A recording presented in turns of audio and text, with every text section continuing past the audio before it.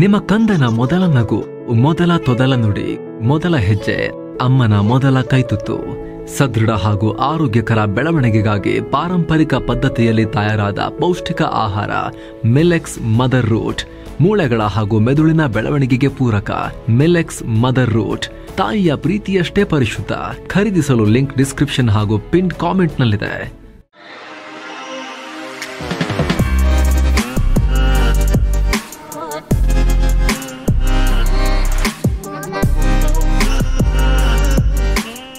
Hi friends, ದಿನದ ಎಲ್ಲ ಪ್ರಮುಖ ಸುದ್ದಿಯನ್ನ ನಿಮಗೆ ತಲುಪಿಸೋ mastmaga.comನ ಫುಲ್ ನ್ಯೂಸ್ಗೆ ಸ್ವಾಗತ.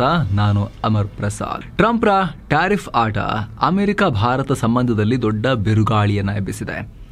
ರಷ್ಯಾದ ತೈಲ ಖರೀದಿಯನ್ನೇ ನೆಪ ಮಾಡಿಕೊಂಡು ಟ್ಯಾರಿಫ್ ಬೆದರಿಕೆ ಹಾಕ್ತಿರೋ ಅಮೆರಿಕದ ವಿರುದ್ಧ ಭಾರತ ತಿರುಗಿ ಬಿದ್ದಿದೆ. ಅಮೆರಿಕಗೂ ಬರೆ ಎಳೆಯೋಕೆ ಭಾರತ ಮುಂದಾಗಿದೆ. ಅಮೆರಿಕದಿಂದ ಶಸ್ತ್ರಾಸ್ತ್ರ ಮತ್ತು ಏರ್ಕ್ರಾಫ್ಟ್ ಖರೀದಿ ಪ್ಲಾನ್ಗೆ ಕೊಕ್ಕೆ ಹಾಕೋಕೆ ಭಾರತ ಮುಂದಾಗಿದೆ ಅನ್ನೋ ಮಾಹಿತಿ ಬರ್ತಾ ಇದೆ. ಸದ್ಯದ್ರ ಬಗ್ಗೆ ಭಾರತ ಸರ್ಕಾರ ಅಫಿಷಿಯಲ್ ಆಗಿ ಏನೂ ಹೇಳಲಿಲ್ಲ. ಅಫಿಷಿಯಲ್ ಸ್ಟೇಟ್ಮೆಂಟ್ ಏನಿದೆ ಅಂದ್ರೆ ಈ ಥರದ್ದು ನಮ್ದೇನು ಪ್ಲಾನ್ ಇಲ್ಲ ಅಂತಾನೆ ಹೇಳಿದ್ದಾರೆ. ಆದರೆ ಉನ್ನತ ಮೂಲಗಳ ಮಾಹಿತಿ ಏನು ಅಂದ್ರೆ ಅಮೆರಿಕದಿಂದ ಶಸ್ತ್ರಾಸ್ತ್ರ ಖರೀದಿ ಮಾಡೋದು, ವಿಮಾನಗಳನ್ನು ಖರೀದಿ ಮಾಡೋದು ಎಲ್ಲವನ್ನ ಸ್ವಲ್ಪ ಪಾಸ್ ಮಾಡೋಕೆ, ಸ್ವಲ್ಪ ಡಿಲೇ ಮಾಡೋಕೆ, ಸ್ವಲ್ಪ ಕೊಕ್ಕೆ ಹಾಕಿಟ್ಕೊಳ್ಳೋಕೆ ಭಾರತ ಯೋಚನೆ ಮಾಡ್ತಾ ಇದೆ ಅನ್ನೋದು ಉನ್ನತ ಮೂಲಗಳನ್ನು ಉಲ್ಲೇಖಿಸಿ ಈಗ ಮಾಹಿತಿ ಬರ್ತಾ ಇದೆ. ಇಷ್ಟು ಮಾತ್ರವಲ್ಲದೆ ಸೆಪ್ಟೆಂಬರ್ ತಿಂಗಳಲ್ಲಿ ಭಾರತದ ರಕ್ಷಣಾ ಸಚಿವ ರಾಜನಾಥ್ ಸಿಂಗ್ ಅಮೆರಿಕಗೆ ಭೇಟಿ ಕೊಡೋರಿದ್ರು. ಈ ವೇಳೆ ಅಮೆರಿಕದಿಂದ ಸುಮಾರು $3.6 ಬಿಲಿಯನ್ ವೆಚ್ಚದ 6 ಬೋಯಿಂಗ್ ರೆಕನಸೆನ್ಸ್ ಏರ್ಕ್ರಾಫ್ಟ್ ಖರೀದಿ ಒಪ್ಪಂದ ಕೂಡ ಆಗಬೇಕಾಗಿತ್ತು. ಅದನ್ನ ರಕ್ಷಣಾ ಸಚಿವ ರಾಜನಾಥ್ ಸಿಂಗ್ ಅನೌನ್ಸ್ ಮಾಡೋರಿದ್ರು. ಈಗ ಈ ಭೇಟಿಯನ್ನ ಕೂಡ ಭಾರತ ಹೋಲ್ಡ್ ಮಾಡಿದೆ. ಸದ್ಯಕ್ಕೆ ಮುಂದಿನ ಹೆಜ್ಜೆ ಇಡ್ತಾ ಇಲ್ಲ.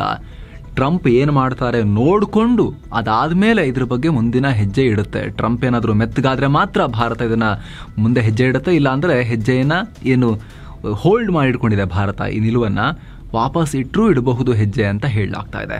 ಅಂದಹಾಗೆ ಸ್ನೇಹಿತರೆ, ಕಳೆದ ತಿಂಗಳಷ್ಟೇ ಭಾರತ ರಚಿಸಿದ್ದ 10 ವರ್ಷಗಳ ಪ್ಲಾನ್ಗೆ ಅಮೆರಿಕ ರಕ್ಷಣಾ ಸಚಿವ ಪೀಟ್ ಹೆಗ್ಸೆತ್ ಒಪ್ಪಿಗೆ ಕೊಟ್ಟಿದ್ರು. 2 ದೇಶಗಳ ಡಿಫೆನ್ಸ್ ಮತ್ತು ಸ್ಟ್ರಾಟಜಿಕ್ ಸಂಬಂಧ ವಿಸ್ತರಿಸೋಕೆ ಪ್ಲಾನ್ ರಚಿಸಲಾಗಿತ್ತು. ಕಳೆದ ಫೆಬ್ರವರಿಯಲ್ಲಿ ಪಿಎಂ ನರೇಂದ್ರ ಮೋದಿ ಅಮೆರಿಕಗೆ ಹೋಗಿ ಟ್ರಂಪ್ರನ್ನ ಮೀಟ್ ಕೂಡ ಮಾಡಿದ್ರು.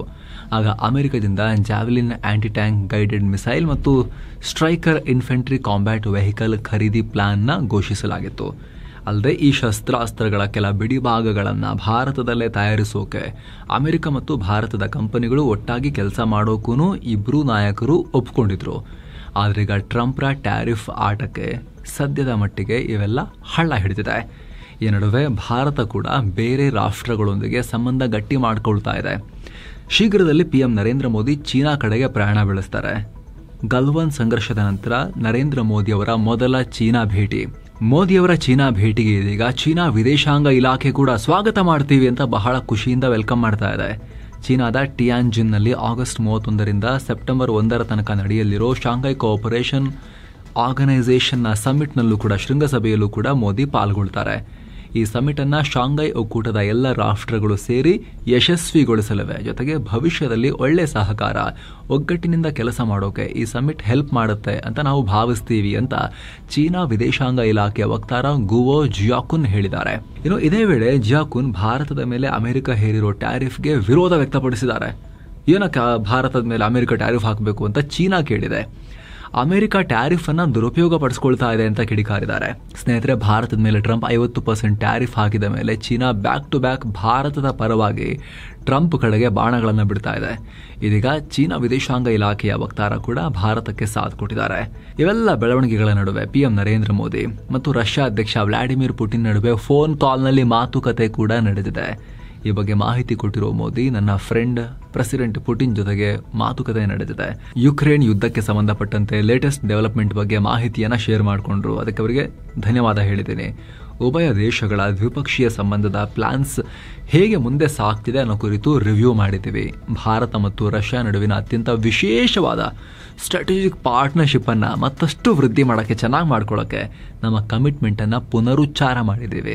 ಈ ವರ್ಷಾಂತ್ಯದ ಒಳಗೆ ಅಧ್ಯಕ್ಷ ಪುಟಿನ್ರ ಭಾರತ ಭೇಟಿಗಾಗಿ ನಾನು ಕಾಯ್ತಾ ಇದ್ದೀನಿ ಅಂತ ಹೇಳಿ ಟ್ರಂಪ್ಗೆ ಎಲ್ಲರೂ ಬಂದು ನನಗೆ ಅಲ್ಲಿಗೆ ಮುತ್ತು ಕೊಡ್ತಾರೆ ಅಂತ ಹೇಳಿದ್ರಲ್ಲ, ಖಾರದ ಪುಡಿ ಹಾಕದಂಗೆ ಮಾಡಿದ್ದಾರೆ. ಈಗ ಎಲ್ಲರೂ ಸೇರ್ಕೊಂಡು ಪುಟಿನ್, ಮೋದಿ, ಜಿನ್ಪಿಂಗು, ಆ ಬ್ರೆಜಿಲ್ನ ಲುಲಾ ಡೆ ಸಿಲ್ವಾ ಎಲ್ಲರೂ ಸೇರ್ಕೊಂಡು.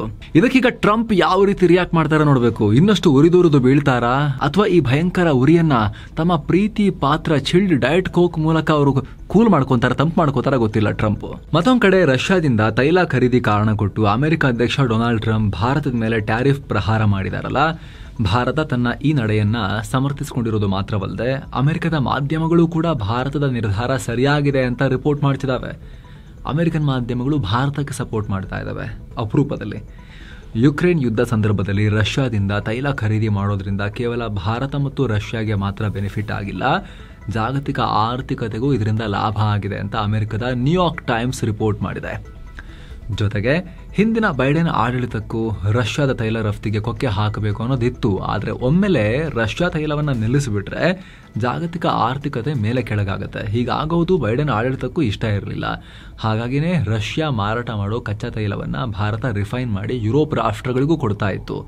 ಇದರಿಂದ ತೈಲ ಮಾರುಕಟ್ಟೆ ಸ್ಥಿರವಾಗಿರೋಕೆ ಸಾಧ್ಯ ಆಯಿತು. ಅತ್ತ ಭಾರತೀಯ ಕಂಪನಿಗಳು ಹಣ ಮಾಡಿಕೊಂಡ್ವು. ಇನ್ನು ಟ್ರಂಪ್ರ ಡಿಮಾಂಡ್ನಂತೆ ಭಾರತಕ್ಕೆ ಹೆಚ್ಚು ತೊಂದರೆ ಇಲ್ಲದೆ ರಷ್ಯಾದಿಂದ ತೈಲ ಖರೀದಿ ನಿಲ್ಲಿಸಬಹುದು. ಆದರೆ ಭಾರತದ ಈ ನಿರ್ಧಾರ ತಪ್ಪಾಗಿ ಕಾಣುತ್ತೆ. ತನ್ನ ಸ್ವಂತ ನಿರ್ಧಾರ ತಗೊಳ್ಳೋ ಶಕ್ತಿ ಭಾರತಕ್ಕಿಲ್ಲ ಅನ್ನೋ ಮೆಸೇಜ್ ಪಾಸ್ ಆಗುತ್ತೆ.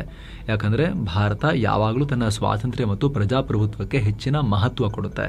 ಟ್ರಂಪ್ರ ಡಿಮಾಂಡ್ಗಳನ್ನು ಮೋದಿ ಒಪ್ಕೊಂಡ್ರೆ ಭಾರತದ ಇಮೇಜ್ ಹಾಳಾಗುತ್ತೆ. ಇನ್ನು ಭಾರತ ಮತ್ತು ಅಮೆರಿಕ ಎರಡಕ್ಕೂ ಒಪ್ಪಿಗೆ ಆಗೋ ಹಾಗೆ ಇನ್ನೂ ವ್ಯಾಪಾರ ಒಪ್ಪಂದ ಫೈನಲ್ ಆಗಿಲ್ಲ. ಸೊ ಟ್ರಂಪ್ ರಷ್ಯಾ ತೈಲ ಖರೀದಿಯನ್ನೇ ಭಾರತದ ಮೇಲೆ ಅಸ್ತ್ರವಾಗಿ ಪ್ರಯೋಗ ಮಾಡ್ತಿದ್ದಾರೆ ಅಂತ ವರದಿಯಲ್ಲಿ ಉಲ್ಲೇಖಿಸಿ ಭಾರತಕ್ಕೆ ಬೆಂಬಲಿಸಿವೆ ಅಮೆರಿಕನ್ ಮಾಧ್ಯಮಗಳು. ಇನ್ನು ನೇತ್ರಾವತಿ ಫೈಲ್ಸ್ ವಿಚಾರಕ್ಕೆ ಸಂಬಂಧಪಟ್ಟಂತೆ ಮಾಧ್ಯಮಗಳಿಗೆ ಮತ್ತೊಂದು ದೊಡ್ಡ ಗೆಲುವಾಗಿದೆ. ಈ ಪ್ರಕರಣ ವಿಚಾರವಾಗಿ ವರದಿ ಮಾಡೋದನ್ನ ನಿಲ್ಲಿಸಿ ಅನ್ನೋ ಅರ್ಜಿಯನ್ನ ಸುಪ್ರೀಂ ಕೋರ್ಟ್ ತಿರಸ್ಕರಿಸಿದೆ. ಪ್ರಕರಣ ಕುರಿತು ಮಾನಹಾನಿಕರ ವರದಿ, ಇಲ್ಲಿ ಹೆಸರಿಗಷ್ಟೇ ಮಾನಹಾನಿಕರ ಅಂತಾರೆ, ಅಲ್ಲಿ ಎಲ್ಲದನ್ನ ತೆಗೆಸಿರ್ತಾರೆ. ಸೊ ಈ ವರದಿ ಮಾಡೋದಕ್ಕೆ ತಡೆ ನೀಡಿ ಅಂತ ಹೇಳಿ ಕೋರ್ಟ್ಗೆ ಹೋಗಲಾಗಿತ್ತು. ಬೆಂಗಳೂರು ಸಿವಿಲ್ ಕೋರ್ಟ್ ಓಕೆ ಮಾಡಿತ್ತು. 8,000 ವಿಡಿಯೋ ತೆಗೆಯೋಕೆ 40ಕ್ಕೂ ಅಧಿಕ ಮಾಧ್ಯಮ ಸಂಸ್ಥೆಗಳಿಗೆ ಹೇಳಲಾಗಿತ್ತು. ಈ ಆದೇಶ ಎಷ್ಟು ಇಂಟ್ರೆಸ್ಟಿಂಗ್ ಆಗಿತ್ತು ಅಂದ್ರೆ ಇದರಲ್ಲಿ ಉಲ್ಲೇಖ ಆಗದ ಸಂಸ್ಥೆಗಳಿಗೂ ಕೂಡ ಆದೇಶ ಅನ್ವಯ ಆಗ್ತಾ ಇತ್ತು. ನಮಗೂ ಕೂಡ ಬಂದಿತ್ತು. ಬಂಡಲ್ ಬಂದಿದೆ. ಇಷ್ಟು ಬಂದಿದೆ. ತೂಕಕ್ಕೆ ಹಾಕಿದ್ರೆ ಒಂದು 15 kg ಆಗ್ಬೋದು ಟೋಟಲ್ ಅವ್ರು ಕಳಿಸಿರೋದು. ಅಲ್ಲಿ ತಗೊಂಡೋಗಿ ನಮ್ಮ ಕಚೇರಿಯಲ್ಲಿ ಒಂದು ಕಡೆ ಮೂಲೆಯಲ್ಲಿ ಇಟ್ಟಿದ್ದೀವಿ, ನೋಡೋಣ ಇದನ್ನ ಏನು ಮಾಡೋದು ಅಂತ ಹೇಳಿ. ಆದರೆ ಹೈಕೋರ್ಟ್ ಸಿವಿಲ್ ಕೋರ್ಟ್ ಆದೇಶವನ್ನು ರದ್ದುಗೊಳಿಸಿತ್ತು. ಅದರ ವಿರುದ್ಧ ಮತ್ತೆ ಅವರು ಸುಪ್ರೀಂ ಕೋರ್ಟ್ಗೆ ಹೋಗಿದ್ರು. ಸುಪ್ರೀಂ ಕೋರ್ಟ್ ಹೈಕೋರ್ಟ್ ಆದೇಶವನ್ನು ಈಗ ಎತ್ತಿ ಹಿಡಿದಿದೆ. ಅತ್ಯಂತ ಅಪರೂಪದ ಪ್ರಕರಣಗಳಲ್ಲಿ ಮಾತ್ರ ಇಂಥ ನಿರ್ಬಂಧ ಆದೇಶಗಳನ್ನು, ಗ್ಯಾಗ್ ಆರ್ಡರ್ಗಳನ್ನು ಕೊಡಲಾಗುತ್ತೆ. ಇಲ್ಲಾಂದರೆ ಇಂಥ ಆದೇಶ ವಾಕ್ ಸ್ವಾತಂತ್ರ್ಯವನ್ನು ಕಿತ್ಕೊಳ್ಳುತ್ತೆ. ಮಾಧ್ಯಮಗಳು ಪ್ರಕರಣದ ಬಗ್ಗೆ ವರದಿ ಕೂಡ ಮಾಡೋಕ್ಕಾಗಲ್ಲ ಅಂತ ನ್ಯಾಯಮೂರ್ತಿಗಳಾದ ರಾಜೇಶ್ ಬಿಂದಾಲ್ ಮತ್ತು ಮನಮೋಹನ್ ಅವರಿದ್ದ ಪೀಠ ಅಭಿಪ್ರಾಯಪಟ್ಟಿದೆ. ಈ ವೇಳೆ ಅರ್ಜಿದಾರರ ಪರ ವಕೀಲ ಮುಕುಲ್ ರೋಹಟ್ಗಿ, ನೋಡಿ ಸ್ವಾಮಿ, ಜಡ್ಜೇ ದುಡ್ಡು ತಗೋತಿದ್ದಾರೆ ಅಂತ ತೋರಿಸ್ತಾ ಇದ್ದಾರೆ ಅಂತ ಒಂದು ಮೀಮ್ ತೋರಿಸಿದ್ದಾರೆ. ಆಗ ನ್ಯಾಯಾಲಯ, ಇವೆಲ್ಲ ಮೀಮ್ಗಳು ಸೋಷಿಯಲ್ ಮೀಡಿಯಾದಲ್ಲಿ ಇರುತ್ತೆ, ನೀವು ಬೇಕಿದ್ರೆ ಕೆಳ ಹಂತದ ಕೋರ್ಟ್ಗೆ ಹೋಗಿ ಪರ್ಟಿಕ್ಯುಲರ್ ಪೋಸ್ಟ್ನ ರಿಮೂವ್ ಮಾಡಿಸ್ಬೋದು, ಆದರೆ ಎಲ್ಲರ ಮೇಲೂ ಗ್ಯಾಗ್ ಆರ್ಡರ್ ಕೊಡಕ್ಕೆ ಆಗಲ್ಲ ಅಂತ ಕಡಾಖಂಡಿತವಾಗಿ ಹೇಳಿದೆ. ಅದರ ಅರ್ಥ ಏನು ಅಂದರೆ ಪರ್ಟಿಕ್ಯುಲರ್ಲಿ ಮಾನಹಾನಿ ಇದ್ದರೆ ಪರ್ಟಿಕ್ಯುಲರ್ ಪೋಸ್ಟ್ಗಳನ್ನು ತೆಗೆಸ್ಬೋದು. ಹೋಲ್ಸೇಲ್ ಆಗಿ ಜಸ್ಟ್ ಹೆಸರು ಹಾಕಿ ಸರ್ಚ್ ಮಾಡಿ ಆ ಹೆಸರಿರೋ ಎಲ್ಲ ಪೋಸ್ಟ್ಗಳನ್ನು ತೆಗ್ಸೋಕ್ಕಾಗಲ್ಲ ಅನ್ನೋ ಒಂದು ಅತ್ಯಂತ ಸರಿಯಾದ ಬುದ್ಧಿವಂತಿಕೆಯ, ಸರಿಯಾದ ಒಂದು ಯೋಚನೆಯ ಒಂದು ತೀರ್ಪನ್ನು ಸುಪ್ರೀಂ ಕೋರ್ಟ್ ಕೊಟ್ಟಿದೆ. ಉಳಿದಂತೆ ನೇತ್ರಾವತಿ ಫೈಲ್ಸ್ಗೆ ಸಂಬಂಧಪಟ್ಟಂತೆ ದೂರುದಾರ ಗುರುತಿಸಿದ್ದ 13ನೇ ಸ್ಥಳದಲ್ಲಿ ಶೋಧ ಕಾರ್ಯಾಚರಣೆ ಆಗಬೇಕಾಗಿತ್ತು. ಆದರೆ ಇವತ್ತು ಕೂಡ ಅದಾಗಿಲ್ಲ. ನಾನು ಈ ಜಾಗದಲ್ಲಿ ಸಾಕಷ್ಟು ಮೃತದೇಹಗಳನ್ನು ಹೂತಾಕಿದ್ದೀನಿ, ಅದರಿಂದ ಇಲ್ಲಿ 10 ರಿಂದ 15 ಅಡಿಗಳಷ್ಟು ಗುಂಡಿ ತೆಗೆಯಬೇಕು ಅಂತ ದೂರುದಾರ SIT ಮುಂದೆ ಕೇಳಿಕೊಂಡಿದ್ದಾನೆ. 10 ರಿಂದ 15 ಅಡಿ ಅಷ್ಟು ಆಳದಲ್ಲಿ ದೇಹ ಹಾಕಿರ್ತಾರ ಗೊತ್ತಿಲ್ಲ. ಈ ಮುಸುಕುದಾರಿ ವ್ಯಕ್ತಿ ಆ ರೀತಿ SIT ಮುಂದೆ ಕೇಳಿರೋದು. ಆದರೆ ಈ ಸ್ಥಳದಲ್ಲಿ ಟ್ರಾನ್ಸ್ಫಾರ್ಮರ್ ಇದೆ, ಪಕ್ಕದಲ್ಲೇ ಒಂದು ಡ್ಯಾಮ್ ಇದೆ. ಅಷ್ಟು ಆಳದವರೆಗೆ ಅಗೆಯೋದು ಕಷ್ಟ ಅಂತ SIT ತಂಡ GPR ಯಂತ್ರ ಬಳಕೆ ಮಾಡೋಕೆ ನಿರ್ಧಾರ ಮಾಡಿದೆ. SIT ತಂಡ ಸಭೆ ನಡೆಸಿ ಈ ತೀರ್ಮಾನಕ್ಕೆ ಬಂದಿದೆ. ಅಂದ್ರೇನು GPR ಯಂತ್ರ ಅಂದರೆ, ಈ ದೂರುದಾರನ ಪರ ವಕೀಲರೇ ಕೇಳ್ತಾ ಇದ್ರಲ್ಲ GPR ಯಂತ್ರ ಬಳಸಿ, ಗ್ರೌಂಡ್ ಪೆನೆಟ್ರೇಟಿಂಗ್ ರೆಡಾರ್ ಬಳಸಿ ಅಂತ. ಅಂದರೆ ಭೂಮಿಯಲ್ಲಿ ಸ್ವಲ್ಪ ಆಳ ತನಕ ಅದು ಮಣ್ಣು ಅಗಿದೆ ಇದ್ರೂ ಕೂಡ ಅದು ರೆಡಾರೇ ಒಳಗೆ ಹೋಗ್ಬಿಟ್ಟು ಏನಾದ್ರು ದೇಹ ಇದ್ದರೆ ಪತ್ತೆ ಹಚ್ಚಿ ತೋರಿಸುತ್ತೆ, ರೆಡಾರ್ನಲ್ಲಿ ತೋರಿಸುತ್ತೆ. ಅದನ್ನು ಬಳಕೆ ಮಾಡೋಕೆ ಈಗ ತೀರ್ಮಾನಕ್ಕೆ ಬಂದಿದ್ದಾರೆ ಅನ್ನೋ ಮಾಹಿತಿ ಬರ್ತಾ ಇದೆ. ಜೊತೆಗೆ ದೂರುದಾರದೆಷ್ಟೇ ಜಾಗವನ್ನು ತೋರಿಸಿದ್ರು ಕೂಡ ಎಷ್ಟಾರು ತೋರಿಸ್ಲಿ ಆಗಿತಾ ಹೋಗ್ತೀವಿ ನಾವು, ರೆಡಿ ಅಂಥೇಳಿ SIT ತಂಡ ಹೇಳಿದೆ. ಹೀಗಾಗಿ ಸದ್ಯ 13ನೇ ಪಾಯಿಂಟನ್ನು ಹೋಲ್ಡ್ನಲ್ಲಿಡಲಾಗಿದೆ. ಇದರ ಬದಲಿಗೆ ದೂರುದಾರ ಹೊಸ ಜಾಗವನ್ನು 15ನೇ ಪಾಯಿಂಟನ್ನು ತೋರಿಸಿದ್ದು ಅಲ್ಲಿ ತೋಡೋ ಕೆಲಸ ಶುರುವಾಗಿದೆ. ಈ ಸ್ಥಳ ಇರೋದು ಬೋಳಿಯಾರ್ ಗ್ರಾಮದ ಗೋಂಕ್ರಾ ತಾರ್ ಅನ್ನೋ ಪ್ರದೇಶದಲ್ಲಿ. ಈ ಪಾಯಿಂಟ್ ಪಕ್ಕದಲ್ಲೇ ನೇತ್ರಾವತಿ ಹರಿಯುತ್ತೆ. ಇಲ್ಲೀಗ ಶೋಧ ಕಾರ್ಯಾಚರಣೆ ನಡೆದಿದೆ. ದಟ್ಟ ಕಾಡಿನ ಒಳಗೆ ಸುಮಾರು 50 ಕಾರ್ಮಿಕರು, ಅಧಿಕಾರಿಗಳು ಎಲ್ಲ ಹೋಗಿ ಅಲ್ಲಿ ತೋಡೋದು, ಹುಡುಕೋದು ಮಾಡಿದ್ದಾರೆ. ಅಲ್ಲೂ ಯಾವುದೇ ಮನುಷ್ಯರ ಅಸ್ಥಿಪಂಜರ ಪತ್ತೆ ಆಗಿಲ್ಲ. ಈ ನಡುವೆ ಅನಾಮಿಕ ದೂರುದಾರ ಇದೀಗ ತಮಗೆ ಬಂದೂಕುದಾರಿ ವ್ಯಕ್ತಿಯ ಗನ್ಮ್ಯಾನ್ನ ಭದ್ರತೆಯನ್ನ ಕೊಡಿ ಅಂತ SIT ತಂಡದ ಬಳಿ ರಿಕ್ವೆಸ್ಟ್ ಮಾಡಿಕೊಂಡಿದ್ದಾರೆ. ಬುಧವಾರ ಯೂಟ್ಯೂಬರ್ಗಳ ಮೇಲೆ ದಾಳಿಯಾದ ಬೆನ್ನಲ್ಲೇ ನನಗೂ ಹೊಡಿಬಹುದು ಒಂದಷ್ಟು ಜನ ಬಂದಿಲ್ಲಿ, ಹಾಗಾಗಿ ನನಗೂ ಸೆಕ್ಯೂರಿಟಿ ಕೊಡಬೇಕು ಅಂತ ರಿಕ್ವೆಸ್ಟ್ ಮಾಡ್ಕೊಂಡಿದ್ದಾರೆ. ಏನೋ ಚುನಾವಣಾ ಆಯೋಗದ ಮೇಲೆ ಕಳ್ಳತನದ ಆರೋಪ ಮಾಡಿದ್ರು ಯಾರು? ಲೋಕಸಭೆಯ ಪ್ರತಿಪಕ್ಷ ನಾಯಕ ರಾಹುಲ್ ಗಾಂಧಿ ಎಲೆಕ್ಷನ್ ಕಮಿಷನ್ ಅನ್ನ ಕಳ್ಳರು ಅಂತ ಕರೆದಿದ್ರು. ಇದಕ್ಕೆ ಚುನಾವಣಾ ಆಯೋಗ ತಿರುಗೇಟು ಕೊಟ್ಟಿದೆ. ನೀವು ಕಳ್ಳರು ಅಂತ ಕರಿತಾ ಇದ್ದೀರಲ್ಲ ಚುನಾವಣಾ ಆಯೋಗವನ್ನ, ನಿಮ್ಗೆ ಅಷ್ಟು ಕಾನ್ಫಿಡೆನ್ಸ್ ಇತ್ತು ಅಂದ್ರೆ ಲಿಖಿತವಾಗಿ ದೂರು ಕೊಡಿ, ಡಿಕ್ಲರೇಷನ್ಗೆ ಸೈನ್ ಮಾಡಿ, ಘೋಷಣಾ ಪತ್ರಕ್ಕೆ ಸೈನ್ ಮಾಡಿ, ಆರೋಪ ಸಾಬೀತುಪಡಿಸಿ. ಇದು ನಿಮ್ಮ ಕೈಯಿಂದ ಆಗಲ್ಲ ಅಂತ ಹೇಳಿದ್ರೆ, ಅಷ್ಟು ಕಾನ್ಫಿಡೆನ್ಸ್ ಇಲ್ಲ ಅಂದ್ರೆ ದೇಶದ ಮುಂದೆ ಕ್ಷಮೆಯಾಚನೆ ಮಾಡಿ. ಇವೆರಡೇ ನಿಮ್ಮ ಮುಂದಿರೋ ಆಪ್ಷನ್ಸ್ ಅಂತ ಹೇಳಿದೆ. ಏನೋ ಚುನಾವಣಾ ಆಯೋಗದ ಹೇಳಿಕೆಗೆ ವಯನಾಡ್ ಸಂಸದೆ ಪ್ರಿಯಾಂಕಾ ಗಾಂಧಿ ವಾದ್ರಾ ರಿಯಾಕ್ಟ್ ಮಾಡಿದ್ದಾರೆ. ರಾಹುಲ್ ಗಾಂಧಿ ಅವರ ಆರೋಪಗಳ ಬಗ್ಗೆ ಚುನಾವಣಾ ಆಯೋಗ ತನಿಖೆ ನಡೆಸಬೇಕು. ತಮ್ಮ ಜವಾಬ್ದಾರಿ ಒಂದೇ ಪಕ್ಷಕ್ಕಿದೆ ಅಂತ ಅಂದ್ರೆ ಅದರ ಬಗ್ಗೆ ಮರುಚಿಂತನೆ ಮಾಡಬೇಕು ಅಂತ ಚುನಾವಣಾ ಆಯೋಗದ ವಿರುದ್ಧ ವಾಗ್ದಾಳಿ ಮಾಡಿದ್ದಾರೆ. ಏನೋ ಕರ್ನಾಟಕದಲ್ಲಿ ಮತಗಳ್ಳತನ ಆಗಿದೆ ಅಂತ ಆರೋಪಿಸಿರೋ ರಾಹುಲ್ ಗಾಂಧಿ ಬೆಂಗಳೂರಿನ ಮಹದೇವಪುರ ಮತ್ತು ರಾಜಾಜಿನಗರದಲ್ಲಿ ಪ್ರತಿಭಟಿಸಿದ್ದಾರೆ. ಜೊತೆಗೆ ಫ್ರೀಡಂ ಪಾರ್ಕ್ನಲ್ಲಿ ನಮ್ಮ ಮತ ನಮ್ಮ ಹಕ್ಕು ಅನ್ನೋ ಹೋರಾಟ ಸಮಾವೇಶದಲ್ಲೂ ಕೂಡ ಕಾಂಗ್ರೆಸ್ ಆಯೋಜನೆ ಮಾಡಿದ್ದ ಈ ಈವೆಂಟ್ನಲ್ಲಿ ಪಾಲ್ಗೊಂಡಿದ್ದಾರೆ. ಈ ವೇಳೆ ಮೊದಲಿನ ತರನೇ ಮತ್ತೆ ಸಂವಿಧಾನ ಪುಸ್ತಕವನ್ನು ತೋರಿಸ್ತಾ ಮಾತನಾಡಿರೋ ರಾಹುಲ್ ಗಾಂಧಿ ಬಿಜೆಪಿ ನಾಯಕರು ಪವಿತ್ರ ಗ್ರಂಥದ ಮೇಲೆ ಪ್ರಹಾರ ಮಾಡಿದ್ದಾರೆ, ಸಂವಿಧಾನ ಮುಗಿಸೋ ಹುನ್ನಾರ. ಬೆಂಗಳೂರಿನ ಮಹದೇವಪುರ ವಿಧಾನಸಭಾ ಕ್ಷೇತ್ರದ ಫಲಿತಾಂಶ ನೋಡಿದಾಗ ಎಲೆಕ್ಷನ್ ಕಮಿಷನ್ ಮತ್ತು ಬಿಜೆಪಿ ಒಟ್ಟಾಗಿ ಮೋಸ ಮಾಡಿರೋದು ಗೊತ್ತಾಗಿದೆ ಅಂತ ಮತ್ತೊಮ್ಮೆ ನೇರವಾಗಿ ಆರೋಪ ಮಾಡಿದ್ದಾರೆ. 6 ಮತಗಟ್ಟೆಗಳಲ್ಲಿ ಮತಕಳ್ಳತನ ಮಾಡಿದ್ದಾರೆ ಅಂತ ಹೇಳಿ ಆರೋಪಿಸಿದ್ದಾರೆ.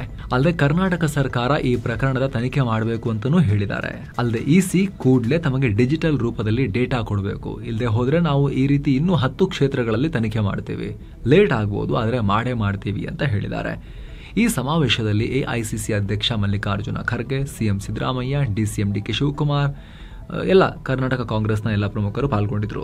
ಏನು ಹೈಕೋರ್ಟ್ ಸೂಚನೆ ಮೇರೆಗೆ ಬೆಂಗಳೂರಿನ ಅಭಿಮಾನ್ ಸ್ಟುಡಿಯೋದಲ್ಲಿರೋ ದಿವಂಗತ ನಟ ವಿಷ್ಣುವರ್ಧನ್ರ ಸಮಾಧಿಯನ್ನ ತೆರವುಗೊಳಿಸಲಾಗಿದೆ. ರಾತ್ರೋರಾತ್ರಿ ಅಭಿಮಾನ್ ಸ್ಟುಡಿಯೋದಲ್ಲಿದ್ದ ಸಮಾಧಿಯನ್ನ ತೆರವು ಮಾಡಿದ್ದಾರೆ. ಇದರಿಂದ ವಿಷ್ಣುವರ್ಧನ್ ಅಭಿಮಾನಿಗಳು ಸರ್ಕಾರ, ಪೊಲೀಸ್ ಇಲಾಖೆ ಹಾಗೂ ರಾಜ್ಯ ವಾಣಿಜ್ಯ ಮಂಡಳಿ ವಿರುದ್ಧ ಆಕ್ರೋಶ ಹೊರಹಾಕಿದ್ದಾರೆ. ಅಭಿಮಾನ್ ಸ್ಟುಡಿಯೋದಲ್ಲಿರೋ ವಿಷ್ಣುವರ್ಧನ್ ಸಮಾಧಿಯನ್ನ ಸಂರಕ್ಷಿಸಿ ಅದನ್ನ ಸ್ಮಾರಕ ಮಾಡಬೇಕು ಅನ್ನೋ ಹೋರಾಟ ನಡೀತಾ ಇದೆ ಅವರ ಅಭಿಮಾನಿಗಳಿಂದ.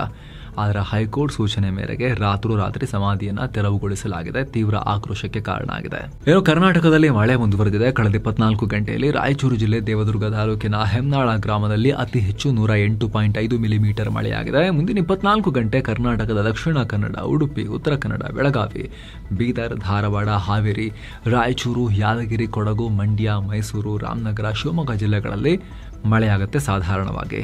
ಹಾಗೆ ವಿಜಯಪುರ, ಬಾಗಲಕೋಟೆ, ಕಲಬುರಗಿ, ಗದಗ, ಕೊಪ್ಪಳ, ಬಳ್ಳಾರಿ, ದಾವಣಗೆರೆ, ಚಿತ್ರದುರ್ಗ, ವಿಜಯನಗರ, ಕೋಲಾರ, ಚಿಕ್ಕಬಳ್ಳಾಪುರ ಜಿಲ್ಲೆಗಳಲ್ಲಿ ಭಾರೀ ಮಳೆಯಾಗುವ ಸಾಧ್ಯತೆ ಇದೆ.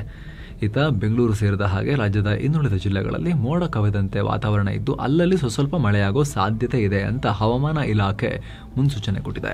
1961ರ ಆದಾಯ ತೆರಿಗೆ ಕಾಯ್ದೆಯನ್ನ ರಿಪ್ಲೇಸ್ ಮಾಡೋಕೆ ಕಳೆದ ಫೆಬ್ರವರಿ 13ನೇ ತಾರೀಕು ಲೋಕಸಭೆಯಲ್ಲಿ ಆದಾಯ ತೆರಿಗೆ ಮಸೂದೆ 2025 ಪರಿಚಯಿಸಲಾಗಿತ್ತು. ಅದನ್ನೀಗ ವಾಪಸ್ ಪಡೆಯಲಾಗಿದೆ. ಕಾರಣ ಸೆಲೆಕ್ಟ್ ಕಮಿಟಿಯ ಶಿಫಾರಸುಗಳನ್ನು ಆಡ್ ಮಾಡಿ ಮತ್ತೆ ಮಂಡಿಸೋಕೆ. ಬಿಜೆಪಿ ನಾಯಕ ಬೈಜಯಂತ್ ಪಾಂಡಾ ನೇತೃತ್ವದ ಸಂಸದೀಯ ಆಯ್ಕೆ ಸಮಿತಿ ಈ ಮಸೂದೆಯನ್ನು ಪರಿಶೀಲಿಸಿ ಏನೆಲ್ಲ ಶಿಫಾರಸುಗಳು ಬಂದಿದ್ವು ಬದಲಾವಣೆಗೆ ಸಂಬಂಧಪಟ್ಟಂತೆ, ಕೆಲವೊಂದಷ್ಟು ಟ್ವೀಕ್ಸ್, ಒಂದಷ್ಟು ರಿಫೈನ್ಮೆಂಟ್ಗೆ ಸಂಬಂಧಪಟ್ಟಂತೆ ಅದೆಲ್ಲವನ್ನ ಈಗ ಬದಲಾಯಿಸಿ ಮಸೂದೆಯ ಹೊಸ ವರ್ಷನ್ ಅನ್ನು ಆಗಸ್ಟ್ 11ನೇ ತಾರೀಕು ಪರಿಚಯಿಸಲಾಗುತ್ತೆ, ಫೈನಲ್ ವರ್ಷನ್ ಅನ್ನ. ಅಂದಹಾಗೆ ಭಾರತ ಹಳೆ ಟ್ಯಾಕ್ಸ್ ಸಿಸ್ಟಮ್ ಅನ್ನ ಸರಳಗೊಳಿಸೋಕೆ ಆದಾಯ ತೆರಿಗೆ ಮಸೂದೆ 2025 ಪರಿಚಯಿಸಿತ್ತು. ಏನೋ ಭಾರತದ ಷೇರುಪೇಟೆ ಲಾಸ್ನಲ್ಲಿ ಕೊನೆಗೊಂಡಿದೆ. ವಾರದ ವಹಿವಾಟಿನ ಅಂತ್ಯಕ್ಕೆ ಸೆನ್ಸೆಕ್ಸ್ ಕಡೆ ದಿನ 765 ಪಾಯಿಂಟ್ಸ್ ಡೌನ್ ಆಗಿ 79,857ಕ್ಕೆ ತಲುಪಿತು. ನಿಫ್ಟಿ 232 ಪಾಯಿಂಟ್ಸ್ ಡೌನ್ ಆಗಿ 24,363ಕ್ಕೆ ತಲುಪಿತು. ಅಮೆರಿಕ ಅಧ್ಯಕ್ಷ ಟ್ರಂಪ್ ಭಾರತಕ್ಕೆ ಹೊಸ ಬೆದರಿಕೆ ಹಾಕಿದ್ದಾರೆ. ಭಾರತ ನಮ್ಮೊಂದಿಗಿನ ವಿವಾದವನ್ನ ಬಗೆಹರಿಸದೇ ಇದ್ರೆ, ಅಂದ್ರೆ ರಷ್ಯನ್ ಆಯಿಲ್ ಖರೀದಿ ಮಾಡೋದನ್ನ ಬಿಡ್ಲಿಲ್ಲ ಅಂದ್ರೆ ಭಾರತ ಜೊತೆಗೆ ವ್ಯಾಪಾರ ಮಾತುಕತೆನೇ ಮಾಡಲ್ಲ ಅಂತ ಧಮಕಿ ಹಾಕಿದ್ರು. ಇದರ ಪರಿಣಾಮ ಭಾರತದಲ್ಲಿ ತುಂಬಾ ನೆಗೆಟಿವ್ ಸೆಂಟಿಮೆಂಟ್ ಕಾಣಿಸ್ತು ಮಾರ್ಕೆಟ್ನಲ್ಲಿ. ಜೊತೆಗೆ ಈಗ ಆಲ್ರೆಡಿ ಭಾರತದ ಮೇಲೆ ಹೇರಿರೋ 50% ಟ್ಯಾರಿಫ್ ಬಗ್ಗೆ ಕೂಡ ಹೂಡಿಕೆದಾರರಲ್ಲಿ ಆಲ್ರೆಡಿ ಆತಂಕ ಇದೆ. ಇದರ ನಡುವೆ ಕೆಲ ಎಕ್ಸ್ಪರ್ಟ್ಗಳು ಈ 50% ಟ್ಯಾರಿಫ್ ನಿಂದ ಭಾರತದ ಆರ್ಥಿಕ ಬೆಳವಣಿಗೆ ಸ್ಲೋ ಆಗ್ಬಹುದು ಅಂತಲೂ ಕೂಡ ಅಭಿಪ್ರಾಯಪಟ್ಟಿದ್ದಾರೆ. ಓವರ್ ಆಲ್ ಸಿಕ್ಕಾಪಟ್ಟೆ ನೆಗೆಟಿವ್ ಸೆಂಟಿಮೆಂಟ್ ಬಿಲ್ಡಪ್ ಆಯಿತು. ಹೂಡಿಕೆದಾರರು ಒಂದೇ ಸೆಷನ್ ನಲ್ಲಿ 5 ಲಕ್ಷ ಕೋಟಿ ರೂಪಾಯಿಯಷ್ಟು ಲಾಸ್ ಮಾಡ್ಕೊಂಡಿದ್ದಾರೆ. ಅವರ ಪೋರ್ಟ್ಫೋಲಿಯೋದಲ್ಲಿ ಅಷ್ಟು ಮೈನಸ್ ಆಗಿದೆ. ಟೆಕ್ ಮಹೀಂದ್ರಾ, HCL ಟೆಕ್ನಾಲಜೀಸ್, ವಿಪ್ರೋ, ಆಕ್ಸಿಸ್ ಬ್ಯಾಂಕ್, ಮಾರುತಿ ಸುಜುಕಿ ಕಂಪನಿಗಳು ಗ್ರೀನ್ ನಲ್ಲಿ ಕೊನೆಗೊಂಡಿವೆ. ಟಾಟಾ ಮೋಟಾರ್ಸ್, ಹಿಂದೂಸ್ತಾನ್ ಯೂನಿಲಿವರ್ ಲಿಮಿಟೆಡ್, NTPC, ಮಹೀಂದ್ರಾ ಅಂಡ್ ಮಹೀಂದ್ರಾ, ಕೋಟಕ್ ಮಹೀಂದ್ರಾ ಸೇರಿ ಆಲ್ಮೋಸ್ಟ್ ಎಲ್ಲಾ ಸ್ಟಾಕ್ಸ್ ರೆಡ್ ನಲ್ಲಿದ್ವು. ಇದು ಡಾಲರ್ ಮುಂದೆ ರೂಪಾಯಿ ಮೌಲ್ಯ 13 ಪೈಸೆ ಇಳಿಕೆಯಾಗಿ 87 ರೂಪಾಯಿ 71 ಪೈಸೆಯಾಗಿದೆ. ಇನ್ನು ಚಿನ್ನ ಮತ್ತು ಬೆಳ್ಳಿ ಬೆಲೆ ವಿಚಾರಕ್ಕೆ ಬಂದ್ರೆ 24 ಕ್ಯಾರೆಟ್ನ 10 ಗ್ರಾಂ ಚಿನ್ನದ ಬೆಲೆಯಲ್ಲಿ 239 ರೂಪಾಯಿ ಹೆಚ್ಚಾಗಿ 1,942 ರೂಪಾಯಿ ಆಗಿದೆ. 22 ಕ್ಯಾರೆಟ್ನ 10 ಗ್ರಾಂ ಚಿನ್ನದ ಬೆಲೆಯಲ್ಲಿ 220 ರೂಪಾಯಿ ಹೆಚ್ಚಾಗಿ 92,460 ರೂಪಾಯಿ ಆಗಿದೆ. 1 ಕೆಜಿ ಬೆಳ್ಳಿ ಬೆಲೆಯಲ್ಲಿ 518 ರೂಪಾಯಿ ಕಮ್ಮಿಯಾಗಿ 1,14,732 ರೂಪಾಯಿ ಆಗಿದೆ. ಸೊ ಫ್ರೆಂಡ್ಸ್, ಇದಾಗಿತ್ತು ಇವತ್ತಿನ ಫುಲ್ ನ್ಯೂಸ್. ನಾವು ಕೊಯ್ದಿಲ್ಲ, ಎಳೆದಿಲ್ಲ, ಕಿರ್ಚಾಡಿಲ್ಲ, ಬರೀ ಸುದ್ದಿಯ ರೀತಿಯಲ್ಲಿ ನಮಗೆ ತಲುಪಿಸೋ ಪ್ರಯತ್ನವನ್ನ ಮಾಡಿದ್ದೀವಿ. ನಮ್ಮ ಈ ಪ್ರಯತ್ನ ನಿಮಗೆ ಇಷ್ಟ ಆಗ್ತಾ ಇದ್ರೆ ದಯವಿಟ್ಟು mastmaga.com ಚಾನಲ್ಗೆ ಸಬ್ಸ್ಕ್ರೈಬ್ ಮಾಡಿ, ಪಕ್ಕದ ಬೆಲ್ ಐಕಾನ್ ಮೇಲೆ ಕ್ಲಿಕ್ ಮಾಡೋದನ್ನ ಯಾವುದೇ ಕಾರಣಕ್ಕೂ ಮರಿಬೇಡಿ. Thank you so much. ಮತ್ತೆ ಭೇಟಿ ಆಗ್ತಿರೋಣ. ನಮಸ್ತೆ.